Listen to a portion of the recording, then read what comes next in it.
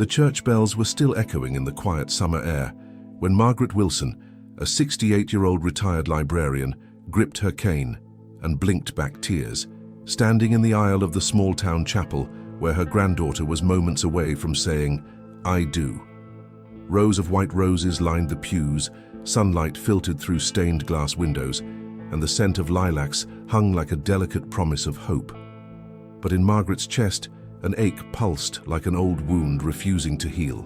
A year ago, she had buried her husband of 43 years, and every step she took alone since felt like crossing 1,000 miles of empty road. People around her bustled with joy, pinning boutonnieres and fixing veils, while Margaret stood in her lavender dress, smiling politely, the corners of her lips trembling, as if any moment they might fall into a sob.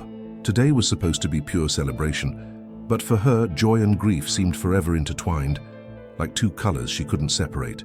She glanced at the program in her hand, trying to focus on the familiar names and readings, but the letters wavered through the film of her tears.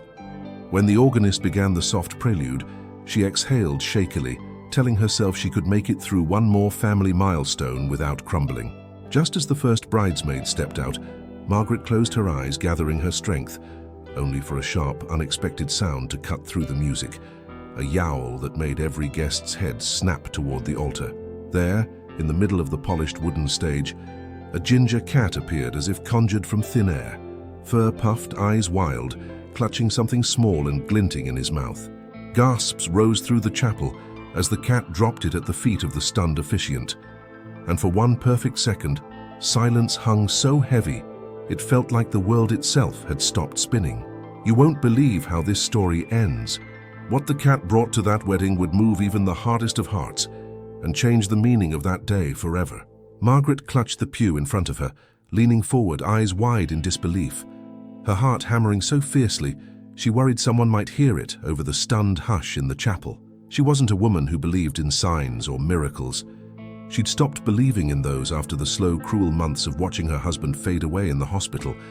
But something about that cat felt almost otherworldly, as though fate itself had decided to intervene. Whispers rippled through the guests like wind stirring dry leaves, everyone craning their necks to see what glittered beneath the cat's pink nose and twitching whiskers. The officiant bent down, shaking hands reaching for the object as the cat circled his feet, tail flicking, letting out a sharp, scolding meow as though demanding the humans hurry up. Margaret felt her throat tighten, a tingling rising behind her eyes, and for a second she thought she might faint, overwhelmed by the strangeness and beauty of it all. A child in the front row gasped, pointing, exclaiming, "It's shining!" And Margaret blinked hard, trying to make sense of the metallic glint she glimpsed under the chapel lights. A breeze rustled through the open windows, carrying the scent of roses and something faintly salty, like tears. People were half rising from their seats, torn between curiosity and the polite terror of disrupting a sacred ceremony. For Margaret, time stretched like molten glass, the world reduced to the cat, the glinting object, and a mounting sense that her life was about to shift in a way she never expected. Meanwhile, the ginger cat seemed utterly unbothered by the dozens of eyes fixed on him, giving himself a quick lick on the chest before nudging the shiny object closer to the officiant's black polished shoes. Its fur was streaked with dust, and there was a faint scratch above one eye, hinting at some rough journey before bursting into this moment of human celebration. The cat's sides heaved as he panted, whiskers trembling as though he'd run for miles to be exactly here at precisely this time. Margaret stared, trying to ignore the ache in her knees and the sharp sting of old grief tugging at her ribs, unable to shake the feeling that the cat was somehow looking directly at her, those golden eyes brimming with silent urgency. The officiant, face pale, finally stooped to scoop up the object, lifting it into the light, revealing what looked like a tarnished locket glinting with small inset gems. A murmur rippled through the pews, a wave of shock and wonder swelling as people leaned closer to see. Margaret felt her breath catch as a fragment of memory shimmered at the edge of her mind, an image of a similar locket nestled against her late husband's chest beneath his Sunday shirt. A shiver raced through her spine, and for the first time in months, she felt a spark of something she'd almost forgotten how to feel. Hope. Suddenly a voice broke the hush, a young usher, breathless, stumbling down the aisle, waving his hands frantically as he called out that the cat had come tearing in from outside, emerging from the thick hedges bordering the chapel gardens. He explained, in halting gasps, that he'd tried to catch the animal, but it slipped through his fingers and bolted straight for the altar, as if drawn by some invisible thread. Guests turned to stare at him, eyes wide, while Margaret's pulse thrummed with a mix of fear and wonder. It wasn't just the cat's dramatic entrance that rattled her, it was the sense that this animal carried a message, a piece of the past clawing its way into the present. The usher glanced at the locket still dangling from the officiant's fingers, stammering that he thought he'd seen initials engraved on the back. Margaret leaned forward so far she nearly lost her balance, compelled by a need she couldn't name. She felt like she was standing on the edge of some vast revelation, as if the cat had torn open a hidden door in the fabric of her life. A hush fell over the room once more, the only sound the soft tick of the chapel clock. And then, as if pulled by a force stronger than fear, Margaret began stepping slowly toward the altar, ignoring the soft protests of her aching joints and the buzz of shocked conversation behind her. Her cane tapped rhythmically against the wooden floor, echoing off the high ceilings like a distant drumbeat leading her forward into destiny. The ginger cat stared at her, tail curled around his paws, eyes glinting with a curious mixture of challenge and invitation. Margaret's breath trembled in her chest, her vision narrowing to the small silver locket resting in the officiant's palm, its delicate chain catching the light like a spider's thread. She felt as though her late husband's presence surrounded her, urging her on, whispering in her ear that she mustn't turn away from this moment. In that instant, the wedding, the guests, and even her grief seemed to fade into a hush of possibility. Margaret reached out a trembling hand, voice barely above a whisper as she asked, Where did you find that?" And the cat, as if understanding every word, gave one quiet meow and nudged the locket even closer. Margaret's fingers hovered just inches from the tarnished locket as the officiant hesitated, eyes flicking nervously between her and the ginger cat, who seemed to have claimed the stage as his own. The guests sat frozen in their seats, breaths held, unsure whether they were witnessing a blessing or an omen unfurling before them. A few whispered to one another, words like miracle and ghost slipping into the air, giving the chapel an electric tension that made every stained glass reflection shimmer like water. Margaret swallowed hard, her voice quivering as she pleaded with the officiant to let her see it, though she barely recognized the urgency in her own tone. The cat tilted his head, ears swiveling, as if listening to secrets only he could hear, his golden eyes never leaving Margaret's face. A child began crying softly in the back pew, unnerved by the grown-up's hush and the strange animal on the altar. The officiant finally extended the locket toward Margaret, his hand shaking so badly the chain rattled against his cufflinks like tiny chimes. As her fingers brushed the metal, a shock of memory hit her so violently she staggered, gripping the officiant's arm for balance. A smell of old cedar and her late husband's aftershave seemed to bloom in the air, vivid and real. She blinked rapidly, fighting tears, unable to deny that this was indeed her husband's locket, the one she'd buried him with, sealed beneath the soil a year ago. A collective gasp rolled through the chapel, like a wave crashing against rocks as Margaret whispered that impossible truth, her voice echoing in the vaulted ceiling as she choked out, "This was buried with my Harold." The words seemed to freeze everyone in place, a stunned silence stretching so long it felt like the chapel itself might collapse under the weight of it. The officiant's eyes widened, his lips parting in disbelief, while the ginger cat continued his silent vigil at Margaret's feet, his fur glinting copper in the sunlight, streaming through the stained glass. Several guests began murmuring prayers under their breath, making the sign of the cross or clasping hands tightly, as if warding off some supernatural presence. The locket, though old and dulled, still shimmered faintly with the light bouncing off its tiny gems, as though holding secrets it refused to release. Margaret's chest heaved as she tried to explain how Harold never went anywhere without that locket. It held two tiny photos inside, one of her on their wedding day and the other of their daughter as a newborn. Her voice broke as she confessed she'd placed it on his chest before they closed the casket.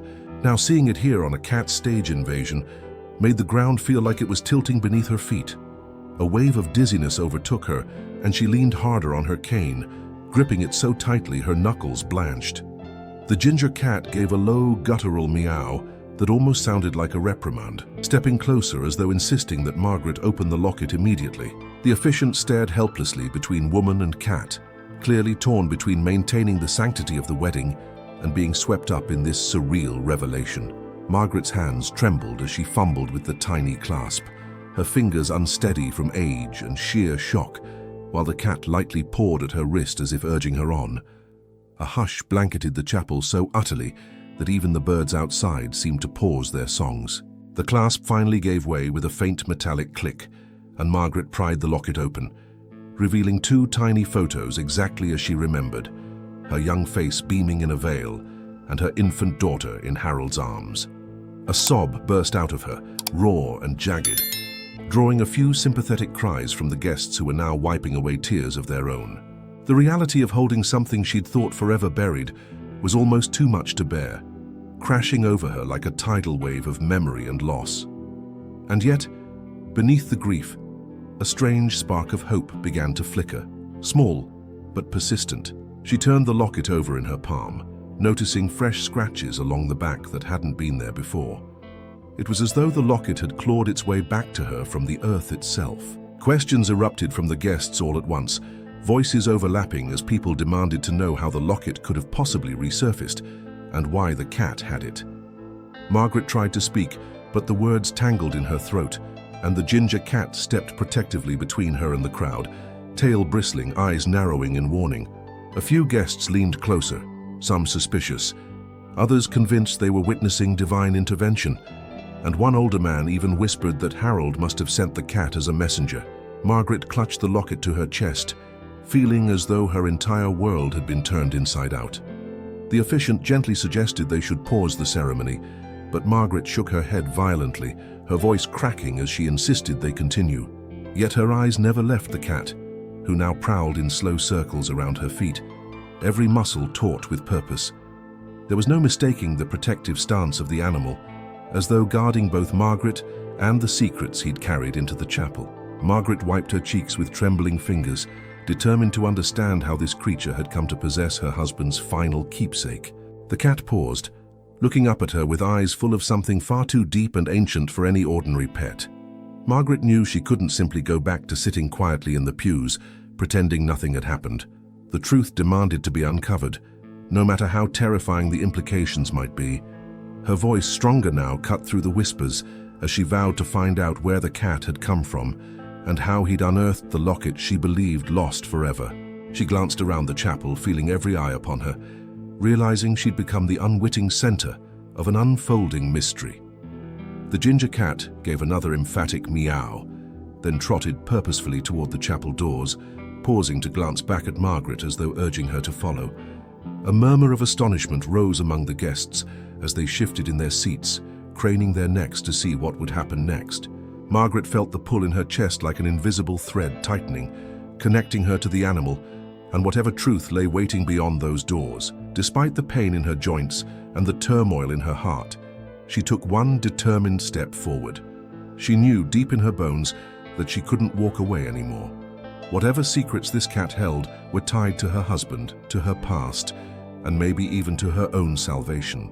Margaret followed the ginger cat out of the chapel, every eye on her as the wedding guests slowly spilled from the pews behind her, curiosity tugging them along like a tide. The summer sun blazed down on the chapel garden, turning the roses into glowing lanterns of red and white, and the breeze carried whispers of lavender and cut grass. The cat moved with sleek certainty, his tail held high like a flag, trotting across the cobblestones and into a narrow path bordered by flowering hedges. Margaret moved as quickly as her old legs allowed, gripping her cane, pulse pounding like a war drum in her ears.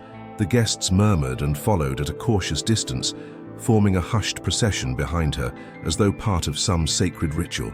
She could feel Harold's locket pressing cold against her chest, swinging gently on its delicate chain as she walked. The cat paused to glance back at her every few steps, those golden eyes glowing with a fierce intelligence that both frightened and fascinated her. A distant memory flickered in her mind of how Harold had always claimed that cats could see things people couldn't. Margaret stumbled on a loose stone, catching herself with a gasp, and a young usher lunged forward to steady her arm. She waved him off gently, determined to keep moving. knowing deep inside that whatever awaited her at the end of this path would change her life forever. The cat finally darted into a small clearing behind the chapel, where a patch of freshly disturbed earth lay beneath a spreading oak tree, its roots thick and knotted like ancient veins, pushing through the soil. Sunlight filtered through the leaves in shifting, dappled patterns that danced over the ground, and the scent of damp earth was sharp and rich, almost metallic.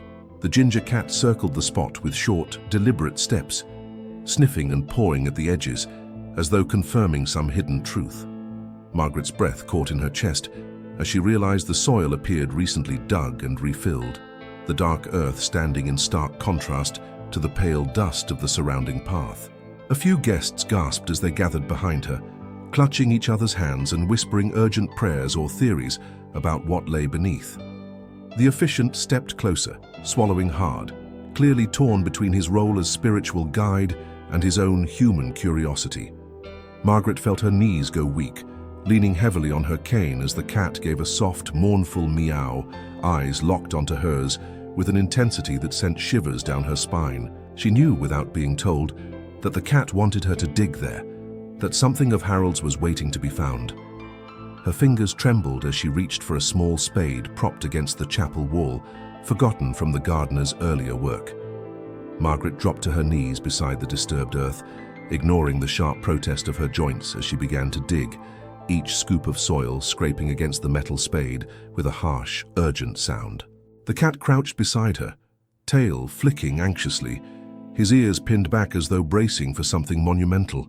Bit by bit, dark clumps of earth gave way to reveal something metallic, glinting in the dirt, and Margaret's breath quickened until it rasped in her throat. Guests crowded closer, forming a tight circle around her, the wedding moment utterly forgotten as all eyes locked on Margaret and her cat companion. The officiant whispered prayers under his breath, voice shaking as though he feared what they might unearth. Margaret's heart thundered as she pulled free a small, rusted tin box, so battered that flakes of metal broke off in her trembling hands. She sat back on her heels, staring at it as though it might explode while the cat brushed against her side, offering silent support. The weight of the box felt impossibly heavy, as though it contained not just objects but decades of love, secrets, and sorrow. Margaret hesitated, her fingers tracing the lid, the cool metal biting into her skin. At last, she lifted the lid with a soft, metallic creak. Inside lay a folded piece of yellowed paper tied with faded blue ribbon, a small velvet pouch, and a wedding ring glinting faintly in the sun. Margaret gasped, tears immediately spilling over her cheeks as she recognized Harold's wedding band, the same one the funeral director had assured her was buried with him. The guests collectively inhaled, the hush punctuated only by birdsong and the rustling leaves above. Margaret's hands shook so badly she nearly dropped the ring as she lifted it free, feeling the warmth of Harold's spirit somehow radiating from the cool gold band. She set the ring gently in her lap, then untied the ribbon on the folded paper, eyes burning with tears as familiar handwriting emerged in loops and slants she knew by heart. It was a letter from Harold, dated just weeks before his death, with the first line reading, "If you're reading this, then love has found its way back to you." Her breath left her in a sharp sob, and the officiant reached out a hand, gently squeezing her shoulder as the guests behind him sniffled and wiped their eyes. The ginger cat stared at Margaret, his head cocked as though urging her to keep reading. Margaret drew a ragged breath, determined to hear every word Harold had left for her. As Margaret read Harold's letter aloud, her voice trembling, the chapel garden became a sacred place where grief and love intertwined like the branches overhead. Harold's words spoke of how he had hidden the box, because he believed deep in his heart that Margaret would need a sign to remind her she wasn't alone once he was gone. He wrote of how he'd arranged for the locket and his ring to be buried separately, so that if fate willed it, they might find their way back to her one day. His words were full of gentle humor, confessions of how terrified he'd been of leaving her behind, and tender declarations of love so powerful that the guests around Margaret wept openly. The ginger cat brushed against her knee as if to anchor her in the moment, a soft rumble of a purr vibrating through his thin frame. Margaret paused often, unable to read through her tears, but the crowd waited silently, spellbound, unwilling to interrupt. Harold's final words, scrawled in trembling ink, read, When you find this, know that my love has never left your side, not for a single day." Margaret lowered the letter, clutching it to her chest, as a choked sob escaped her throat. She felt as though the garden itself was pulsing with Harold's presence, and for the first time since he'd passed, she felt truly seen and truly loved. The guests broke into spontaneous applause, wiping their eyes, some sobbing, others hugging tightly as though they'd just witnessed a genuine miracle. The officiant, voice trembling, declared the moment a gift from God and promised to resume the wedding as soon as Margaret felt ready. Margaret, however, felt no rush. She was transfixed by the ginger cat, who now sat regally at her feet, blinking up at her with serene satisfaction. She leaned down and scooped him gently into her lap, burying her face in his soft fur, whispering tearful thanks. The cat purred louder, as though content to soak up her gratitude, his body warm and solid against her trembling arms. Margaret looked up at the circle of friends and family gathered around, her eyes shining with tears, but also with a profound new light. She declared softly that she believed Harold had sent the cat to deliver this final message, that he wanted her to remember she wasn't meant to walk alone. The guests nodded through their tears, many murmuring that they'd never forget what they'd witnessed today. The air seemed charged with something sacred, and Margaret felt her heart expand in her chest, filled with a hope she'd thought buried with Harold a year ago. The ginger cat became an instant celebrity in the small town, and Margaret found herself surrounded by neighbors and strangers alike, wanting to hear every detail of the wedding miracle. The story spread like wildfire, shared in church bulletins, local newspapers, and eventually online, where people from as far away as California sent messages saying how deeply the tale had touched them. Margaret, who'd once preferred her quiet house and stacks of books, was suddenly fielding phone calls from journalists, all eager to learn about the cat who brought a dead man's message back to life. Yet amid the swirl of attention, she kept her focus on the creature who had started it all.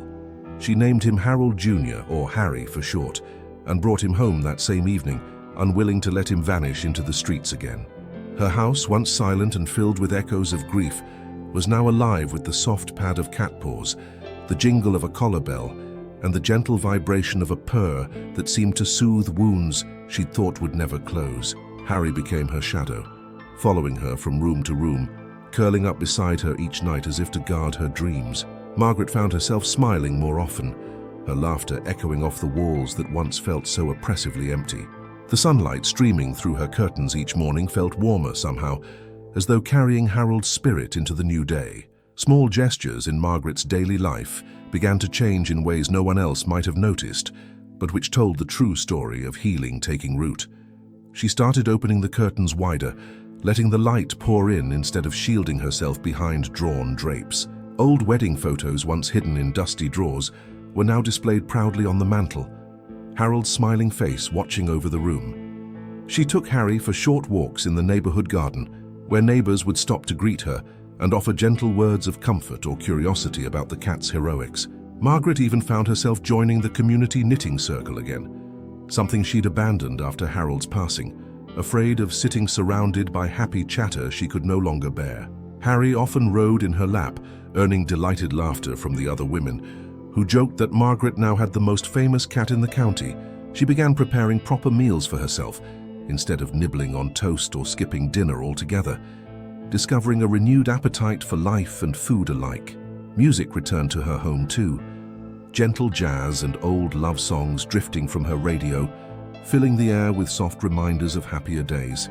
And when she lay down to sleep, the weight of loneliness no longer pressed so heavily against her chest. Margaret's story, intertwined so beautifully with Harry's, began to inspire others in the town and beyond. Letters arrived from widows and widowers saying they'd started leaving the house again, touched by the reminder that love can find its way back in the most unexpected forms.